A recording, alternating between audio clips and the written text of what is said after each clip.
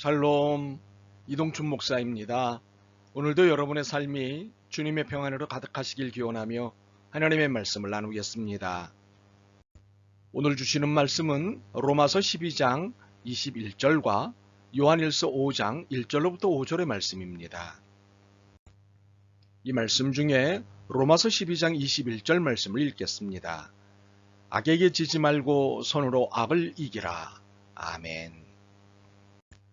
로마서 12장 21절과 요한일서 5장 1절로부터 5절 말씀을 본문으로 믿음이 세상과 악을 대하는 태도에 대해 라는 제목으로 말씀을 나누도록 하겠습니다.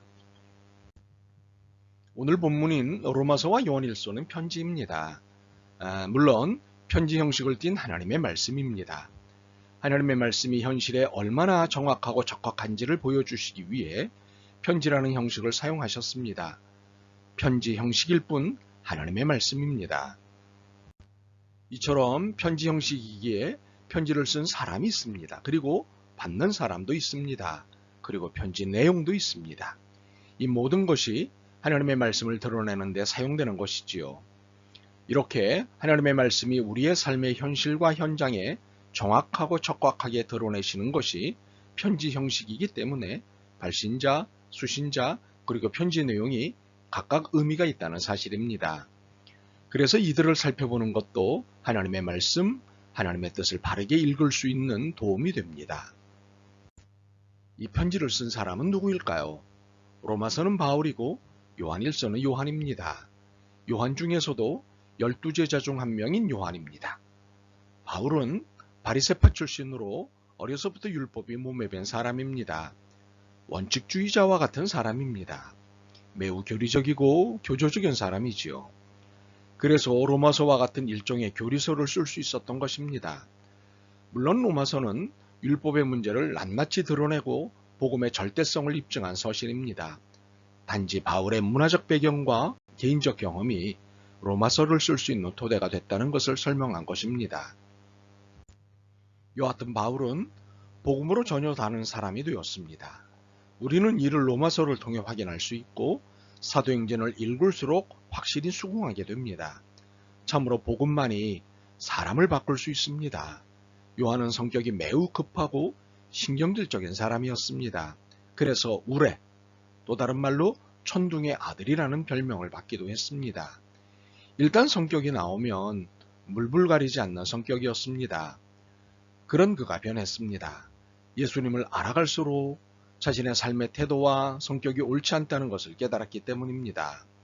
오히려 훗날에는 사랑의 사도라는 별명을 얻게 되었습니다. 그가 밤모섬에 유배를 당하던 시절 제자들이 하나님의 최고의 말씀이 무엇입니까? 하고 물으면 늘 이렇게 대답했다고 합니다. 서로 사랑하세요. 그 다음이 무엇이냐고 물어도 이 대답을 했다고 합니다. 서로 사랑하세요. 그리고 한 번 더 강조하였답니다. 서로 사랑하세요.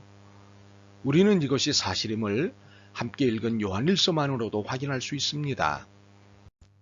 우리가 로마서와 요한일서의 발신자들의 일부이지만 그 면면을 살펴본 이유가 있습니다.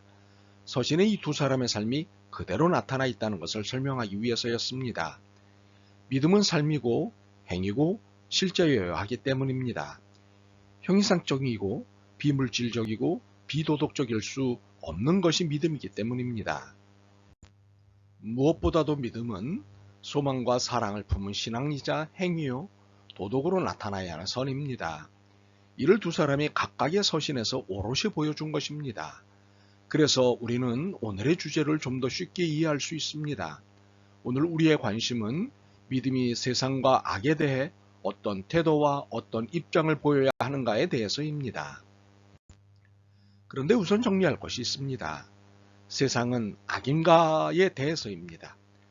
이 질문은 세상을 기본적으로 어떤 관점에서 보느냐는 것입니다. 부정적으로 볼 것이냐, 긍정적으로 볼 것이냐는 질문입니다. 여러분의 입장은 무엇입니까? 사실 우리를 곤란하게 하는 질문 중에 하나가 양자택일형 질문입니다. 물론 양자택일이 주는 분명함이 있기는 합니다만 양자택일은 강요나 폭력이 될 수 있습니다. 양자택일로 해결되지 않은 문제들이 있기 때문입니다. 세상은 악인가라는 질문이 그중 하나입니다. 그럼에도 꼭 답을 듣고 싶다면 이 질문에 대한 믿음의 답은 무엇일까요? 세상은 악이 아니라 악을 만들어내는 데 익숙해진 장소입니다. 만약 세상을 악이라고 한다면 이는 하나님이 악을 만들어내신 분이라고 하는 것이기 때문입니다. 분명히 말씀드리겠습니다. 세상은 하나님이 통치하시는 곳입니다. 하나님의 통치권에 있습니다. 단지 이 통치를 거부하려는 세력들이 들끓을 뿐입니다. 그래서 악을 만들어내는데 익숙해진 장소가 세상입니다. 바로 이러한 곳에서 우리 믿음의 사람들이 살고 있습니다. 그렇기에 선을 추구해야 하는 우리로서는 당연히 긴장되고 고통스러울 수밖에 없습니다. 세상이 악은 아니지만 악을 만드는 데 익숙하다는 것은 세상이 악과 친하다는 것이고 우리가 악에 사로잡히도록 분위기를 몰아간다는 것입니다. 그러므로 세상은 악과 다르지 않다고 볼 수도 있습니다.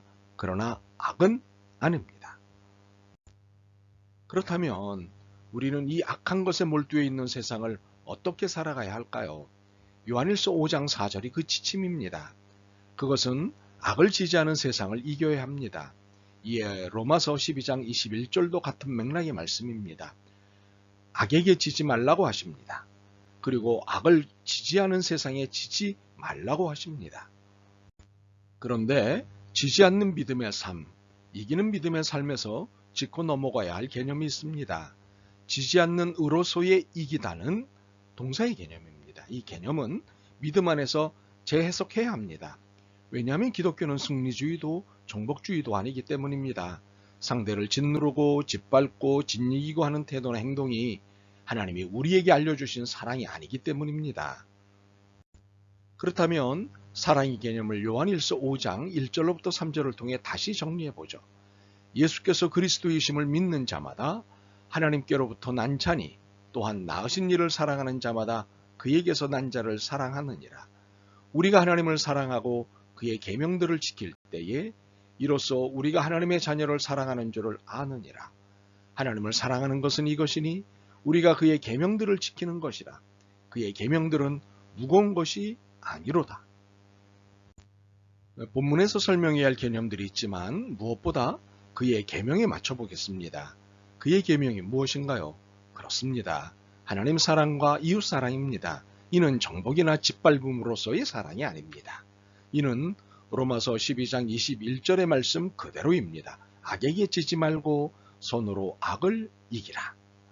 선으로 악을 이기는 사랑이고 이 사랑이 하나님의 계명입니다. 그렇다면 지지 않는 믿음의 삶, 이기는 믿음의 삶에서 이기다는 동사의 의미는 선으로 악을 이기는 것으로 표현된 것일 뿐 승리가 아닌 사랑입니다. 예수님의 십자가가 죄와 사망에 대한 승리이지만 마치 사랑인 것과 같습니다. 용서와 섬김을 품은 사랑입니다. 희생과 짊어짐의 사랑입니다. 그러므로 이기는 것이 아니라 꼼짝 못하도록 살아가는 것입니다. 사랑이라는 믿음을 보여주는 것입니다. 소망이라는 믿음을 보여주는 것입니다. 요한일서 5장 4절과 5절입니다. 무릇 하나님께로부터 난 자마다 세상을 이기느니라. 세상을 이기는 승리는 이것이니 우리의 믿음이니라. 예수께서 하나님의 아들이심을 믿는 자가 아니면 세상을 이기는 자가 누구냐? 참으로 우리의 믿음은 이기는 믿음이 아니라 세상이 그리고 악이 우리를 이기지 못하도록 사랑하는 믿음입니다. 이는 우리의 믿음이 세상의 힘과 가치를 넘는 믿음임을 보여주는 것입니다. 참으로 소망과 사랑이 연합하여 보여주는 믿음입니다. 사실 세상은 끔찍할 정도로 악을 품고 있습니다. 이를 끊임없이 재생산할 뿐만 아니라 확대 생산하고도 있습니다. 마치 세상에는 악만 존재하는 것처럼 작업하고 있습니다. 악이 아니면 살 수 없는 것처럼 난동을 부리고 있습니다. 바로 여기에 우리가 살고 있기에 힘들고 혼란스럽습니다. 그래서 굴복이냐 타협이냐, 회피냐 도망이냐, 아니면 정면 돌파냐라는 선택지를 놓고 망설이곤 합니다. 그러나 믿음은 결코 약하지 않습니다. 물론 믿음을 지닌 나는 약합니다. 그러나 믿음은 약할 수가 없습니다. 하나님의 것이기 때문입니다. 그러므로 믿음을 내가 소유하고 있으면 안 됩니다. 내가 무엇을 해보는 것이 아닙니다. 믿음은 주님께 의지하는 것입니다. 다 맡기는 것입니다. 이것이 믿음입니다. 오늘 만나를 주신 하나님이 내일도 주실 것을 믿고 먹고 사는 문제를 다 맡기는 것이 믿음입니다. 거친 풍랑을 만났지만 풍랑을 잠잠하게 하실 수 있는 주님이 내 삶의 배에 타셨으니 고난과 고통의 문제를 다 맡기는 것이 믿음입니다. 하나님의 은혜는 오늘까지만 유효한 것이 아니라 영원히 유효하시기에 모든 시간을 다 맡기는 것이 믿음입니다. 그렇습니다. 믿음은 맡김입니다. 철저한 의지이고 의존입니다.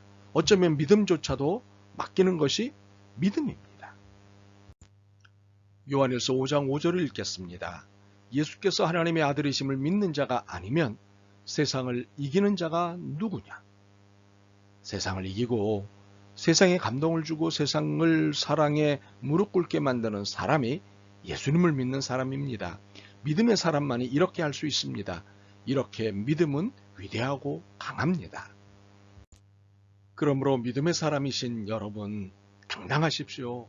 어깨를 펴십시오. 얼굴도 펴십시오. 마음도 활짝 여십시오. 세상은 이미 예수님의 십자가에 무릎을 꿇었습니다. 단지 이 모습을 믿음이 없는 자들이 보지 못하도록 위장수를 쓰고 있을 뿐입니다.